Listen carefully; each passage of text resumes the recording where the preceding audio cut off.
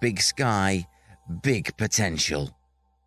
In association with Mills and Reeve, this is Eastern Promise. Achieving more together. I'm Mike Rigby from Eastern Promise, and you are very welcome indeed to the Eastern Promise podcast, dedicated to exploring the full potential of what's easily the most exciting region in the UK, the East of England.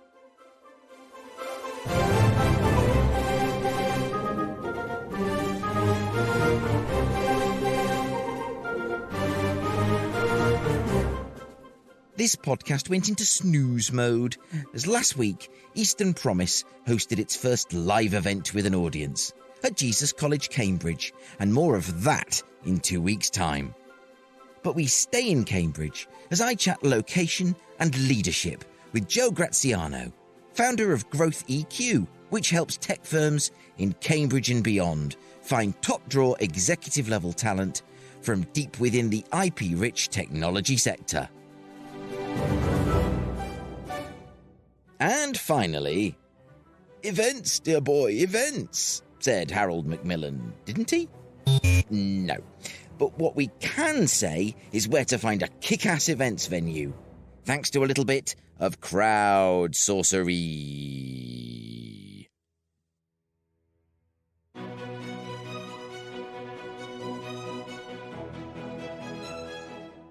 Listeners to our previous episode from the Quadrum Institute will have heard how Oxford Nanopore was so keen to bring on board a Norwich-based team leader who nevertheless wanted to stay at the Quadrum Institute. They simply bought him a lab in the building where he already worked. The East of England needs talent. It needs to educate talented people, train them, nurture them, and sometimes, especially for senior-level executive posts, we also need to find them and bring them here. The market can be fierce, particularly Cambridge's fast-moving tech sector, which is why many firms employ specialists to use their networks to find the best talent. I wanted to know more about how this all works, and so I turned to Joe Graziano of Growth EQ Executive Search, who, incidentally, also provided the greatest and simplest piece of advice about engaging with the Cambridge ecosystem, something that's still baffling to many. I caught up with Joe at the offices of Deloitte on Station Square in Cambridge, who very kindly offered to host us.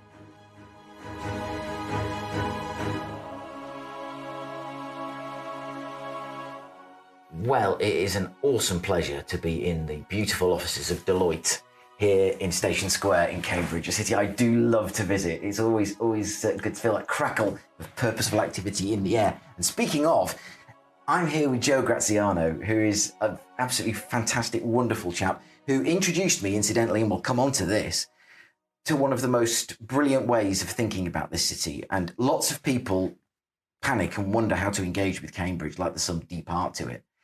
And it's Joe who's trying to desperately, I can see trying to remember what he said, who actually kind of provided one of I think the most important phrases that unlocks it. And it was simple and beautiful, and we will come on to that. But Joe, welcome to Eastern Promise. How lovely to have you with us. Thanks, nice to be here. Thank you very much for having me. Our pleasure. Can you give me, please, a potted history, a boxed biography, if you will, of Joe Graziano? Okay. Let me keep this nice and concise. So, born and raised in Norfolk. Actually, just quickly, one of my first jobs was as a sales consultant within the footwear department of a popular national retailer, a clothing retailer. I was then promoted to footwear manager, and I looked after menswear and ladieswear. So I think from an early age, I knew my kitten heels from my stilettos, let's put it that way. I think I've always been quite driven by work. I went to university, realized that to really make an impact and get my career to where I wanted it to be, I had to move out of Norfolk, and I came to Cambridge because I saw such a huge opportunity here. I worked inadvertently quite early on within tech, the tech sector in which I still operate today. And I got a job with a an executive search firm in Cambridge, an independent search firm. I was with them for about 10 years. And then I kind of thought I had this entrepreneurial desire to have my own firm, to do this for myself, because I had such great relationships with my clients. And I thoroughly enjoyed the work I did. And I thought, you know what, I want to own this. I want this to be more of a creative sort of outlet for me, my work. And so I thought, I'm going to set up my own firm. And just as I was going through that process, AstraZeneca contacted me about working for them. And of course, you don't say no to AstraZeneca. You don't say no to AstraZeneca. They presented me with this incredible opportunity to join them as a kind of internal headhunter, a talent scout, as it was then called. And my job was to help the global chief information officer build out a data and digital and AI capability globally for AstraZeneca. So I did that over an 18-month period. But fundamentally, I kind of felt as though this entrepreneurial desire didn't go away. This kind of, this sort of desire to kind of do something myself and have my own firm. And also I missed working within the kind of early stage scale-ups and startup tech space in which I operate now. So I went back to plan A and set up Growth EQ. And I did that just before the COVID pandemic. As we all universally can acknowledge, it's not the best time to be setting up a search firm. No. It wasn't exactly a popular time for hiring. But I made it work, actually. I had some good clients and I used that time well, and I did some great work. And that was the kind of the really early stages of my firm, Growth EQ. And I've been doing it ever since, what we now, year 5. Wow. I mean, it seems to me very much like, and correct me if I'm wrong, that you kind of reached a point where, with no disrespect to the people you were working for, but you really wanted to do it through the prism of your own creativity and your own energy without having to refer to other people who could sort of, fetter what you're doing or try and direct it. You knew where you wanted to go, and you wanted to be the one that decided to go there. Yes, that's right. Yeah, I think I knew how to work and partner with my clients within the kind of early stage technology space. I was very familiar with the strategic challenges of what those businesses faced. And I thought, if I had my own firm, I can do this my way, the way that I know is complementary to how my clients operate. And there's a creative side to it as well. You know, I make videos and I share them on LinkedIn, and these videos, I make them because I feel as though there's something I want to talk about beyond just hiring people, but around leadership and around management, around kind of developing talent and that type of stuff. So it's a creative outlet. It's a business that enables me to carry out my best work and really kind of serve my clients in the way that I feel is complementary to how they're scaling their businesses. That's really, really exciting, really interesting. And so much of what we do on Eastern Promise seems to sort of come back around to leadership and people like yourselves in a leadership role. So tell us more about Growth EQ. You sort of intimated the kind of clients you have, the kind of sector, tech sector, IP-rich sector you work in. Tell us more about them. So I work with business leaders and entrepreneurs and founders and often investors of businesses from kind of seed stage through to Series A. So that venture stage when they're going through kind of an inflection point where they're no longer just technologists. It's all about growing a business and commercializing technology. And often I say that it's important or rather the most successful companies that go through that transition, that inflection point successfully, are those that recognize that in order to be successful, change is inevitable, both in terms of the mindset of the business and the culture of the business as well. And those that are kind of that can adapt to go through that stage also recognize that in order to hire the best talent, high quality candidates want to see a leadership team that is prepared to change and that is commercial ready.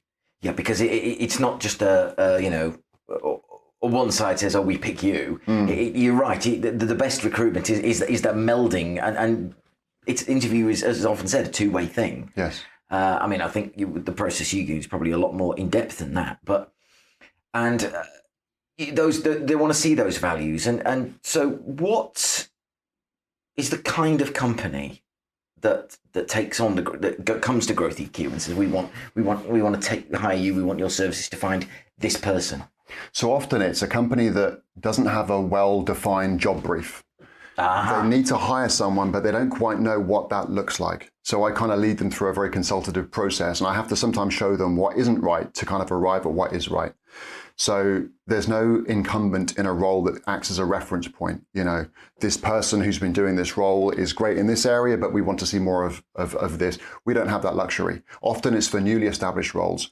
And my job is to kind of ensure that the right momentum, energy, and communication happens through the whole process so that we can arrive at a successful outcome. And a shortlist can sometimes be made up of different types of individuals, but there will be some common themes. And it's really about me managing my clients, and it's about them allowing me to manage them as well. That's what's most important to be successful. This is fascinating, because you're right when you say that one of the scariest things, especially in the world of work, when a lot can be out of your control, is change. That kind of change management, and any new hire brings change. But I think it's the fear of change when it's one of, not to get too metaphysical, but it's one of life's inevitability. It is one of life's great inevitabilities.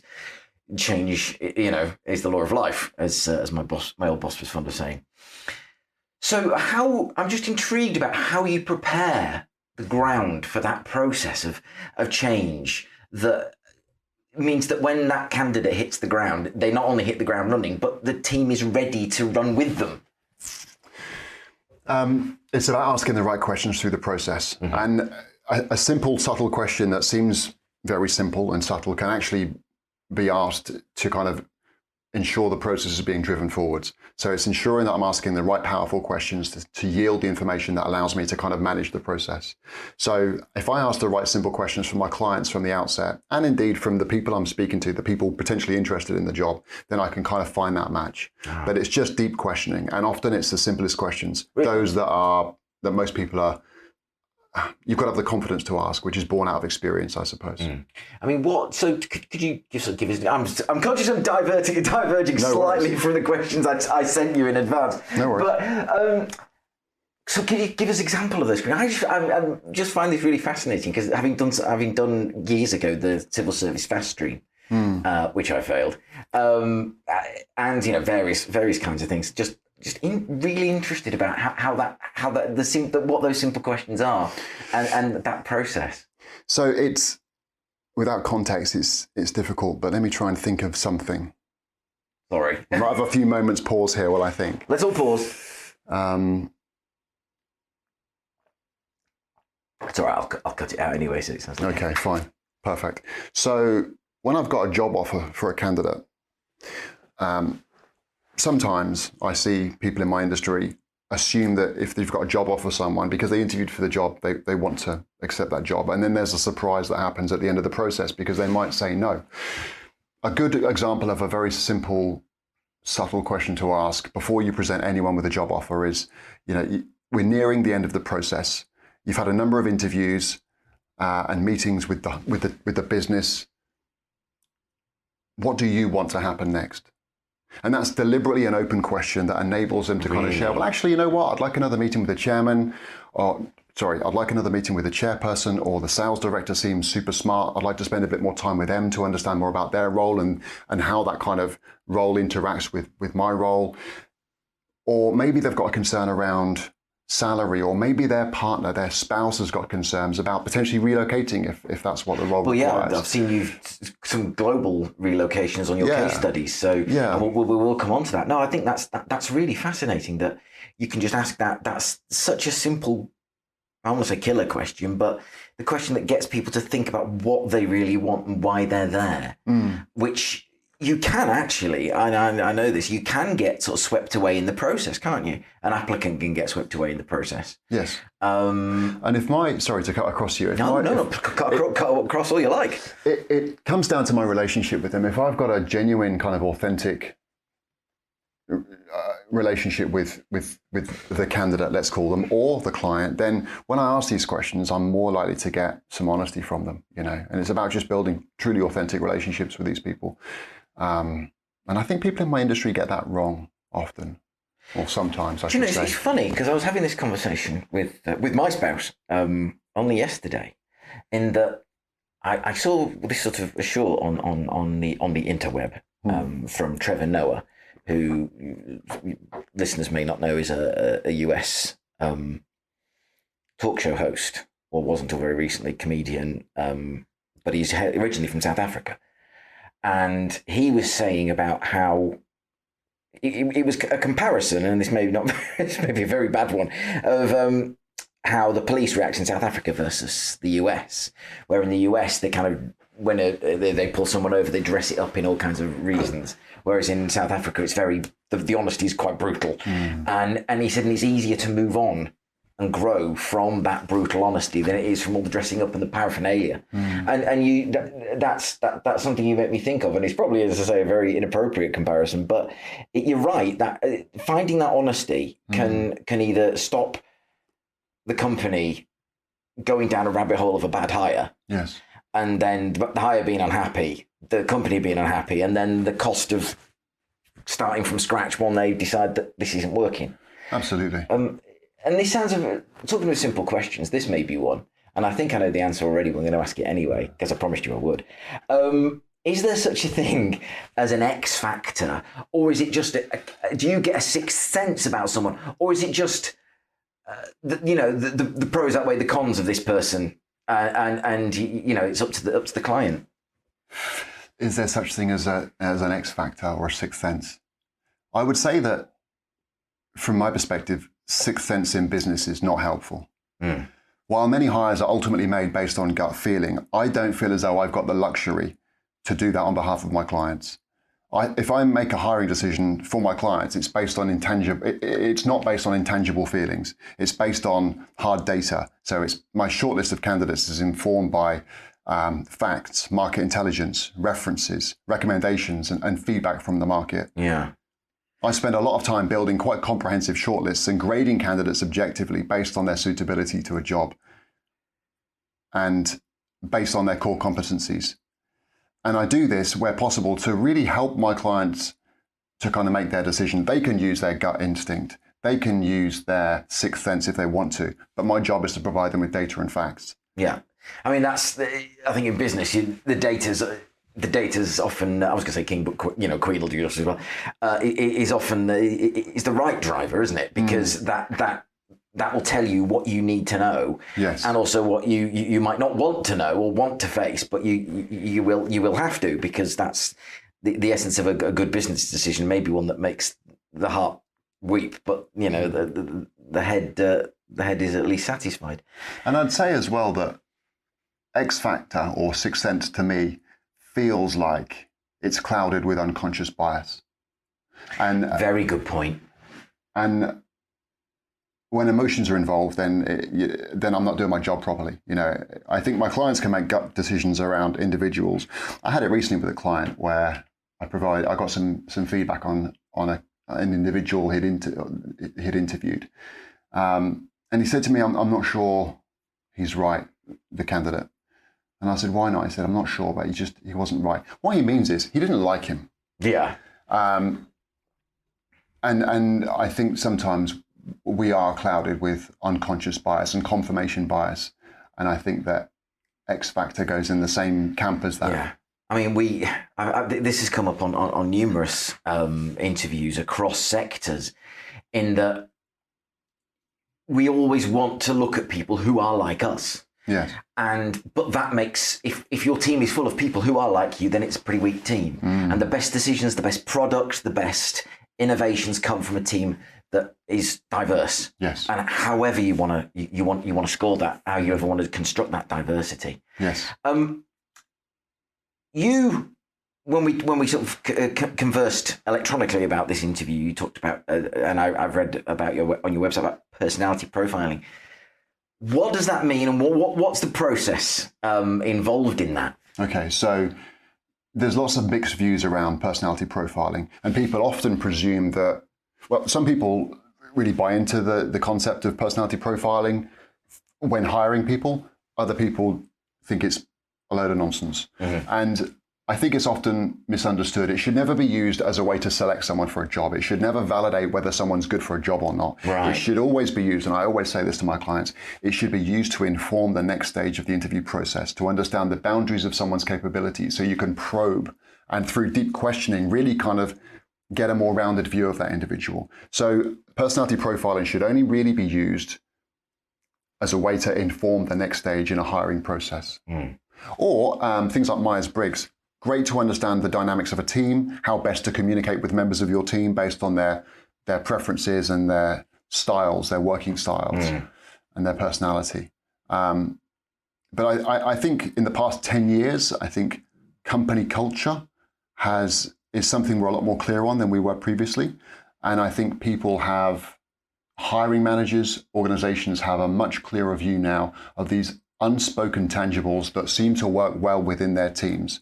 And personality profiling, in some cases, can help to understand these behaviors, these values in people beyond a traditional job interview necessarily would. And we all, a lot of hiring managers I work with, they're not necessarily trained in interviewing people. But we know what we like and we know what we don't like. And that tends to be the basis upon which we interview people. Personality profiling can sometimes add something to that, but I don't always recommend it for every case. Right. I do work with a certified practitioner of Hogan assessments, which is one of the most, which is the globally recognized kind of leader, especially when it comes to hiring, to understand people's preferences, weaknesses around leadership and management and motivation. So I work with a certified coach. It's not something I do myself. It's something my firm does. I pull in someone to do that for me because it's a whole, job in itself. Growth EQ works in Cambridge and London, and I'm sure lots of other places as well. But they were the two that kind of leapt out for me, Cambridge and London.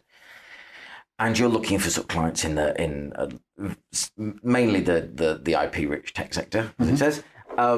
So I just wanted to drill down into, because we're here in Deloitte's offices in Station Square, and just out there in the foyer during Cambridge Tech Week, I was talking to a lady called Mal Pa, who was from a Tokyo tech startup called Data Gusto. And we were having a quite spirited conversation about Cambridge versus London. Now, let's not go down that road.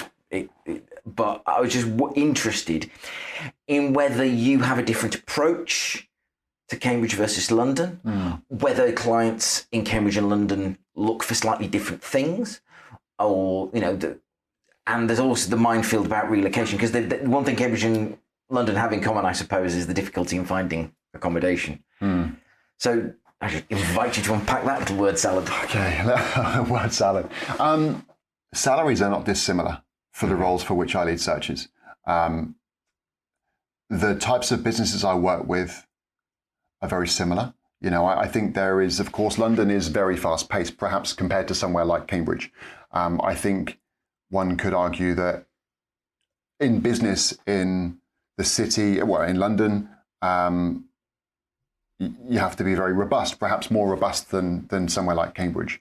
But my experience is they're not too dissimilar. I think we struggle because we do lose talent to London. It's only 50 minutes away on the train from here. And of course, the rise in home working means that people can work from London while, staying exactly where they are, and then go in, it's not that stressful to go into the office a couple of times a week if you can spend the rest of the week. Absolutely. Looking out into your lovely garden. Exactly. In Cambridge. Yes, but in terms of my experience of business, it's not dissimilar.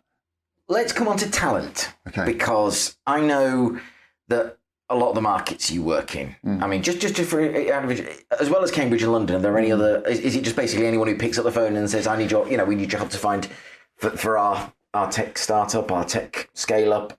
Yes, it's UK wide, mostly Cambridge, London for obvious reasons. I've done some work down in Exeter in recent times, and up in Manchester I've done a fair bit as well. So, but mostly Cambridge, London.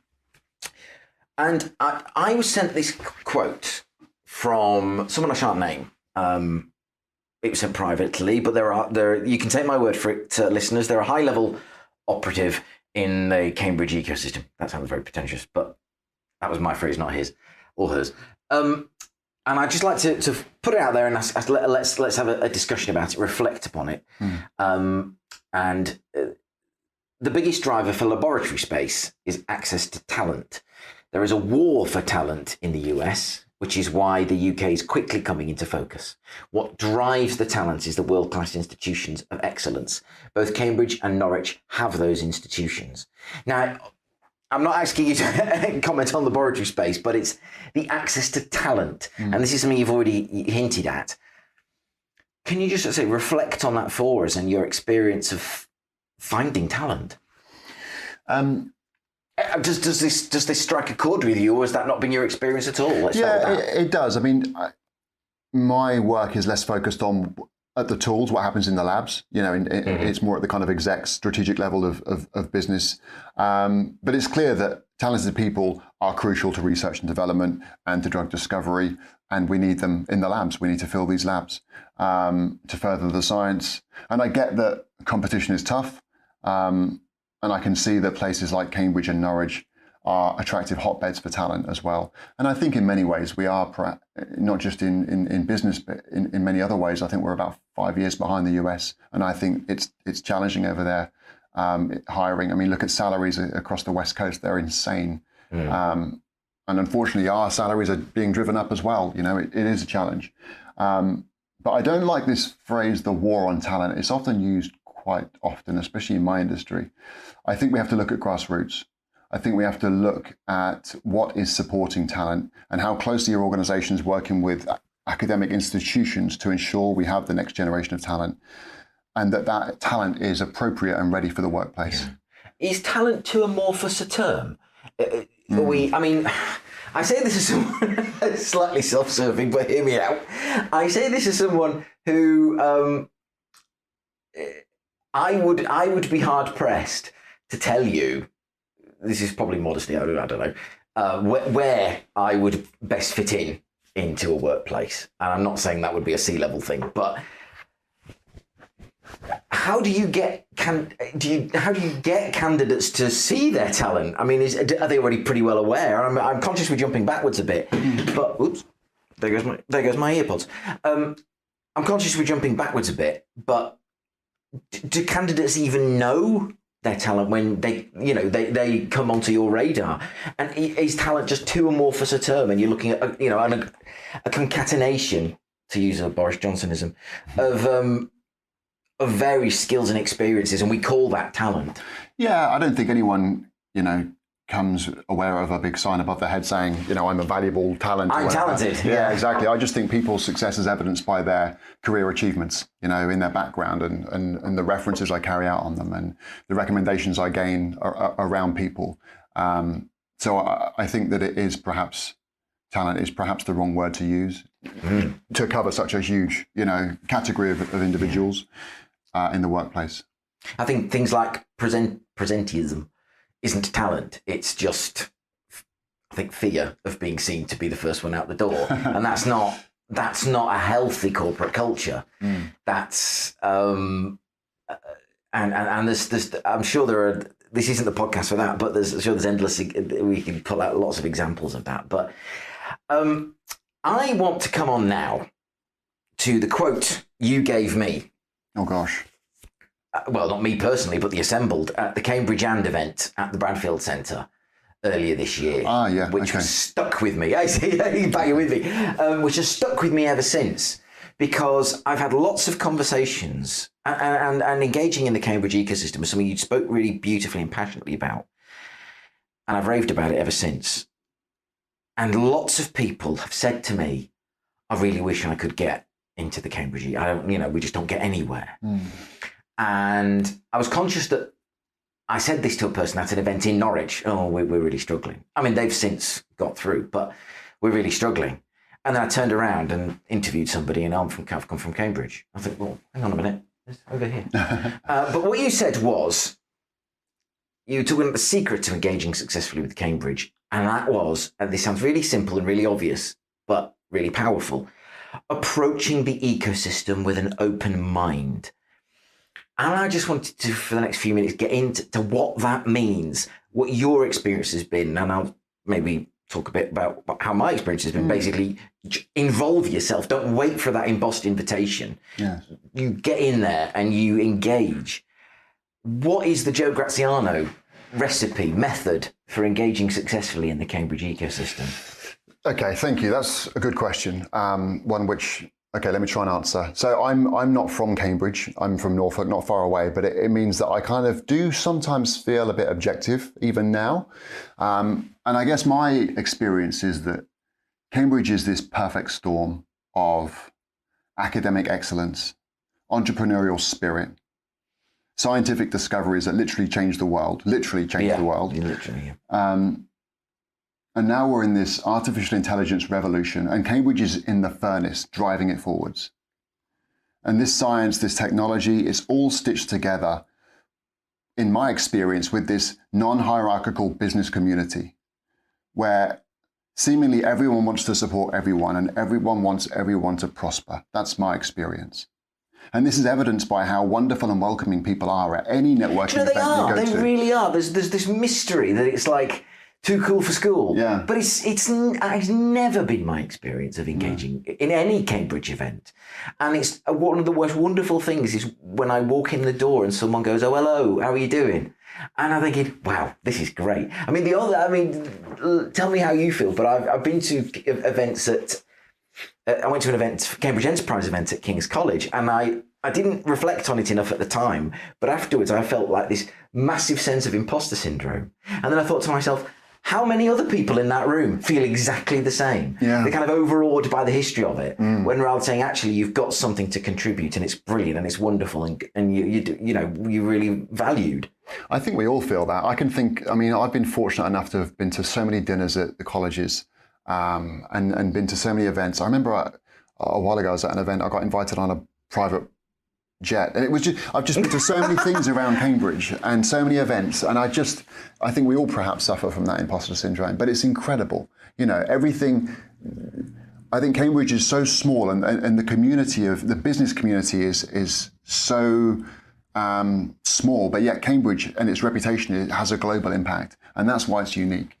And I love going to networking events in Cambridge. I love meeting people, and I love how welcoming everyone is, and open and receptive they are to having a conversation and hearing about your business and doing introductions. It's a great place to be. And I'm slightly bound to say this, but whenever people have talked to me about the Cambridge ecosystem, I've just thought to myself, absolutely what you're saying, I agree with what you're saying. Do you realise that what you're saying is also true on a slightly smaller scale of the Norwich ecosystem? It is the same. It is welcoming, and it takes a bit of effort. But maybe that's true of networking generally, which is not. It is not easy, especially if you're not the most naturally outgoing. And the funny thing about networking events is you only really relax when you spot someone you know, which is not the point of a networking event at all. No, that's true. Yeah. It's like we've got to do this we're all pack animals maybe in England, and we've got to do that in the presence of someone who can we've got to move as a pack, as it were. I always, in a networking scenario, I always try and find someone who looks as though they're stood there hoping that someone will talk to them. And there's always one, and sometimes that's me. Yeah, so go on. What's the Joe Graziano go-to line for the introduction? I try and not ask the obvious questions like, "Oh, hi, what do you do?" And tell me about that. I try and build a rapport by speaking about, I don't know, something in the room or something separate to the obvious questions, just to try and break the ice or try and crack a joke. If you can crack a joke with someone, you're winning. That's what I do. I make light of the fact that what you have to do usually is the light might not be great, and everyone's got either a lanyard or a badge or a sticker, and you say, "I've got to do the conference bob now to look at who you are." 1 second. Yeah. Oh, hello. Yeah. So tell me, who's this company and. But no, it is. You're right. It's finding that way of breaking the ice. And I remember at the Royal Norfolk show, I ended up, because of that, I just heard someone muttering that it was a workspace, an office fit out company, and he brought with him to the Royal Norfolk show in this tent, IQ Workspaces, a soundproof booth, interview booth, like for a one-to-one. Yeah. And he says, "Oh, nobody's going in it." And I said, "I'll tell you what. Come on." So I set up the camera, and you can actually watch this on YouTube or listen to it on the podcast, but set up the camera. And so we go with the same radio mics we're wearing now and sit in this soundproof booth. And as the door closes, you can hear the buzz of the show completely stop. And there's just me and him saying, "Okay." hello, welcome. And it was just really wonderful. Just and you know, then you start that relationship. Yeah, anything to buck the trend and avoid the kind of the obvious questions to ask. And also, people too often talk about themselves. I think ask questions, ask other people, questions. I'm fascinated by people. People are really interesting, and everyone's got their own story. Everyone goes to work and they've got a whole bunch of other things going on in their life beyond work, So just try and build a connection with people. Everyone's getting a text message saying, "You are coming home eventually, aren't you?" Yes. Not saying that happens to me at all. Now, you have, judging by the case studies on your website, you've had success as Growth EQ and as Joe Graziano in tempting people from around the world to relocate to Cambridge. Now, I wrote this. Now, this is going to sound like a management meeting for the A-team, 80s kids. But how do you convince people to get on a plane, Joe Graziano? Are they already halfway there, or is it like are they already accepted that when you're talking that's what it's going to mean? How does that work? Yeah, that's a good question. So I've had a handful of people I've relocated to the UK from different parts of the world. I think. You know as well as I do, Mike, that it's never going to be the weather that attracts someone to the UK, is it? It is a beautiful day. Yeah, to my international listeners in Virginia, particularly in Virginia, California, it is a beautiful day. It's gorgeous here. So nice. I don't have some magic potion that convinces people to relocate. Certainly not. My job is about finding people whose journey with their current business is complete and they're ready for their next challenge. And often career decisions at the level in which I operate are more often than not family decisions, life decisions. Right. People's families comes first. And I certainly, as I say, I don't have a magic power by any means. I think it's about finding people who are ready to take on a new challenge. And if the opportunity I present to them is sufficiently compelling, and if it's right for them and their family or their relationships outside of their work, that means they can relocate, then so be it. But my job is to carry out work with such rigor that I find as many people as possible that could potentially do the job. And there's a chance that in some cases they'll be non-UK, they'll be in Singapore, they'll be in different parts of Europe, or maybe on the East Coast, or in some cases the West Coast. God, that's a tough one. Yeah, it's been tough. I've had some challenges with that as well. I'm here in San Francisco. What can you offer me? Yeah, exactly. I remember somebody made that comparison on a Friday night BBC Radio 4 comedy show that actually it's quite the comparison he made was quite flattering to Cambridge actually, because and funnily enough, I was at a Rail Summit meeting in this very city at Cambridge North, organised by the elected mayor of the combined authority, Dr. Nick Johnson, and afterwards I interviewed the East West Rail. There is a point to this anecdote. I interviewed the CEO of East West Rail, who is from Michigan, Beth West. She was feisty, she was brilliant, great interview. And afterwards, a couple of councillors from Cambridge came up and they said, "Oh, hi. Where are you from?" "Oh, Washington State." "Where are you from?" "Oh, Michigan." And it's like, oh my goodness me. So, there's already I don't know how much, and I've always wanted to find out. And if you're listening, RAF Lakenheath and RAF Mildenhall, I'm very interested to find out how those communities, the American community in particular, but all expat communities engage, and how we can sort of better do that. But so yeah, it must be. I don't think Cambridge is a tough sell, because it's got all those centuries of history behind it. And I always feel the same way here. I've said this before, as I felt when I used to work in Parliament, when I was actually physically on the estate, that crackle of purposeful activity of people whizzing by. And you mentioned earlier the pace of life in London, and I, living and working quite close to Norwich, I always find that Cambridge is that bit more, faster pace than Norwich. And it's a pace that suits an individual. Some people prefer the slower pace, some people prefer the faster. And for me, I love coming and being and working in Cambridge because it's that happy medium. Yes. It's not quite as genteel as Norwich, which is fine, I'm not complaining. But it's also not quite as hectic as London. It's got that happy middle ground that I actually find quite, is innovating the right word? Exciting? drives you further? I don't know.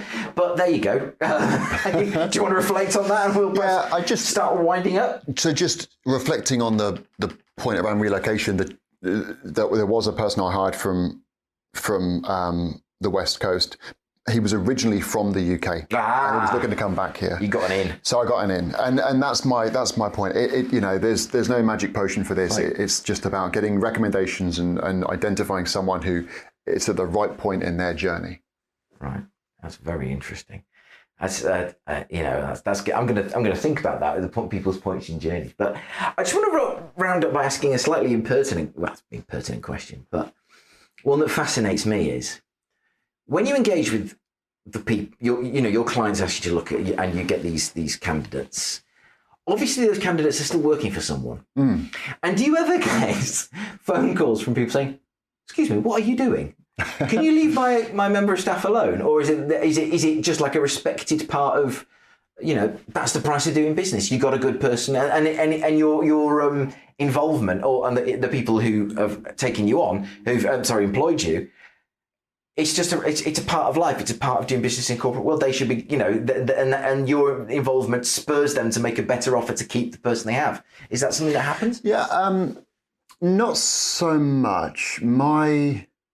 It goes back to my point I said a moment ago around, it's about finding people at the right point in their career. The whole term headhunting, I don't really like it. It sounds so aggressive and quite dated, actually. My job is to gain recommendations, so I'll never just call someone cold and say, "Are you interested in this job?" I don't necessarily do that. I rely on my network to 99% of the time to kind of recommend and refer people to me. And those people tend to be, especially in the startup technology space, they may well have been involved with a business that's gone through a growth journey and has successfully exited or got to some sort of liquidity event where they're sat now in a corporate and they're like, "Oh, this is great, but I miss the startup. I miss that kind of entrepreneurial environment, and I want to go back to that." And those are the people that I hire. People that have got the scars and bruises of having been through a growth journey and they've been successful and they want to do it again. So if they're in a big corporate, if they're in a business, the chances are they're probably going to leave anyway, and it's those individuals I'm more often than not recommended to. That's fascinating, because and there must be such a rich pipeline of people looking to do that. I mean, I can just think of one off the top of my head, Accela, which is a business accelerator in Norwich, and I've just seen James Adams, the founder, and his partner Tom Wood. Who they've just put out a video on LinkedIn today, and they're really passionate about keeping that, getting involved, keeping that churn going. I should probably say a word for Brian Bush as well. But that's really interesting, that mindset of people who just want to be at the coalface and be at something at its birth. Yes. And then I don't know, because it's something I've never experienced myself.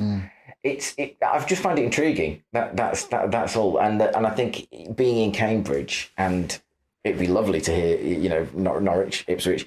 His name's Joe Graziano. It's Growth EQ. Give it a Google. No preferment has been offered or accepted.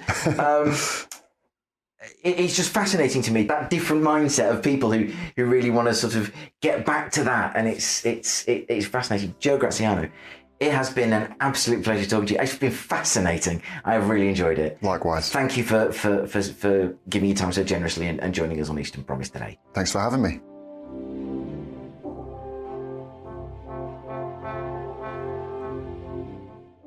If I'm ever headhunted, it'll most likely be in the literal sense. De capita, rather than per capita, if you will. Nevertheless, my huge thanks to Joe for that fascinating look at what it means to find the right people for the right job at the right time. Thank you also to the team at Deloitte at One Station Square for the warm welcome. And now, it's been quite the time for events. The busy bees of business at Norfolk Chambers of Commerce rocked their B2B exhibition at the Norfolk Showground. Our friends at the East of England Local Government Association chose Homerton College in Cambridge for their Net Zero Summit, and we at Eastern Promise kept it in Cambridge at Jesus College for our first ever event with an audience on decarbonising historic buildings. Whatever sort of event you want to hold, there's a venue in Norfolk, Suffolk, Cambridgeshire or Essex that's right for you. And for recommendations, we turn to our own trip advisors, our own most trusted pilots, for another... CROWDSOURCERY.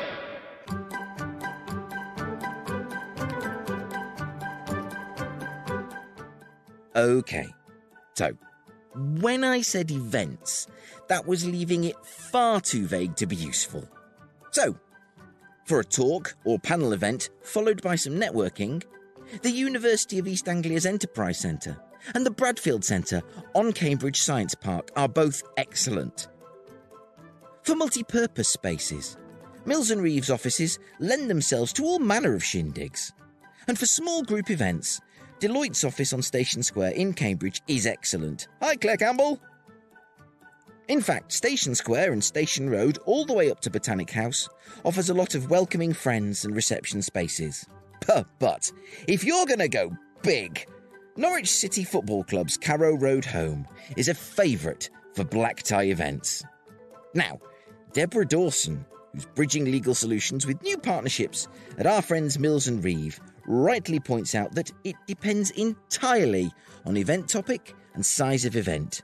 But she says, we are blessed here in Cambridge with some amazing locations to host events, from historic buildings such as Jesus College, Cambridge, to new research campus sites such as the Wellcome Genome Campus and Chesterford Research Park. All of which prompts King of the Connectors, yes, the actual King of the Connectors, Dave Graham, Life Science, MedTech, Biotech Networker, to second that last suggestion. Second vote I've seen here for Chesterford Research Park, and I'll be there for lunch tomorrow, as it's a fave. #Essex in it. Replies Deborah, hilarious! It's definitely a fave, Dave Graham. Tarquin Bennett Coles, Senior Partner at SCI Partners, Advisor for Guy Me Limited, Pro Bono Mentor for the Homerton Changemakers, and Careers in Healthcare Supporter for the MBA and EMBA students at the Judge Institute. Great highlights, Mike. Oh, thank you. Homerton College is a great venue, holds a special place for me, and the team are very helpful.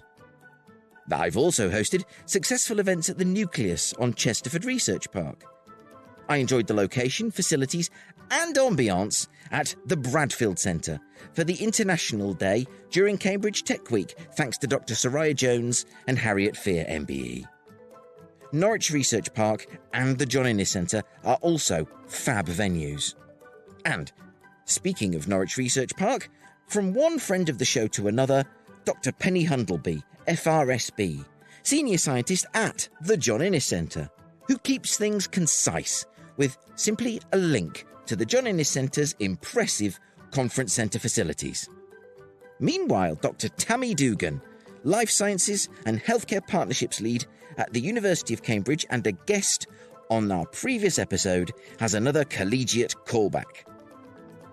I really enjoyed Pembroke College, Cambridge last week for the #William Pitt Seminar 23, beautiful venue. We did host our business partners event at Hughes Hall and Robinson College, both fantastic venues. Today I'm heading up to St Catherine's for an ML-AI medicine event. Looking forward to it. And lastly, Sarah Jones, Business Development Manager at, well, I think this is STAAH. It's STAAH. Says Sarah, I guess it depends what sort of event you're hosting. Size of venue, parking, central accommodation required, but we are blessed to have lots of lovely spaces in Norfolk. And amen to that. Lots to choose from there, and I look forward to hearing more about your choices as we edge towards party season. In fact, I got my first invite today. I mean, always room for more. And there you have it, from our new purpose-built booth. Episode 78 of the Eastern Promise podcast is now loose in the wild. Speaking of which, next week we'll be down by the Monkey House for my chat with the Chief Executive of the Zoological Society of East Anglia, Claudia Roberts, all from the world-renowned Banham Zoo. We'll be taking stock of how the ZSEA weathered the pandemic, how it picks out its corporate and charity partners, and how Banham Zoo is supporting native species threatened with extinction alongside its work preserving species from across the globe. So that's me and Claudia Roberts from the ZSEA's meeting room by the Monkey House. Tune in next time to hear me gorilla. What? Ugh. I tried to meet Claudia by the leopard enclosure, but she couldn't be spotted. Hey, who's flinging poo?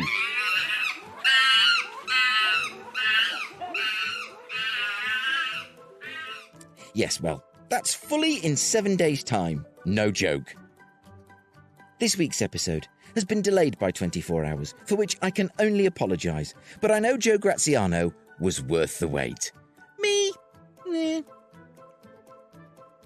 Thanks must go to Joe, to our friends at Deloitte for taking good care of us, to our sponsors Mills and Reeve, to Engineer 49, Darth Vader himself, to all my crowd sorcerers, and to you for listening. Until next time, bye for now.